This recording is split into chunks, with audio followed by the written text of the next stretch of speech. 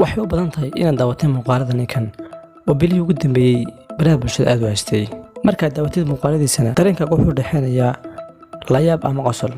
laakiin su-aasha isweydiinta la ayaa ah sababta muuqaaladiisu ugu faafeen baraha bulshada maxay tahay sheekada ka dambaysa noloshiisa warbixintan ayaan ku daafuri doonaa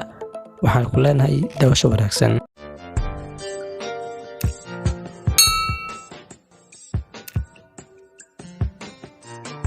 xiddiga caanka ah ee Khabilam ayaa maalmihii ugu dambeeyey qabsaday warbaahinta caalamka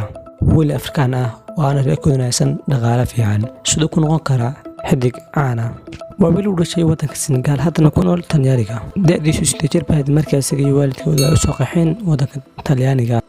sanadku markuu ahaa 1999 ayuu ku dhashay waddanka Senegal ficilada yar gacmaha ku sameeyo ayaa uu ku noqday mid uu muuqiisa ka dheerayo magaciisa Khabilam waxa uu badana ka falceliya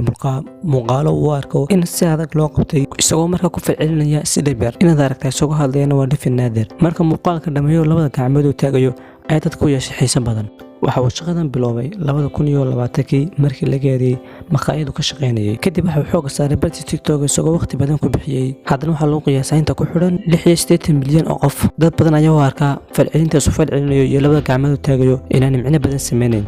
waana qofka saddexaad ee ugu caansan barta TikTok isagoo bishii uga soo xarato 13 ilaa 24 milyan oo dollarka Mareykanka bartiisa TikTok waa xambaaray milyaneerka Facebook Khabilam waxa lagu magacaabaa hadda Mr Beanka qarniga 20aad inta ku kulmayna barnaamij lamida waxaan naga tegnaa sidaas iyo wassalaamu calaykum waraxmatullaahi wabarakaatuh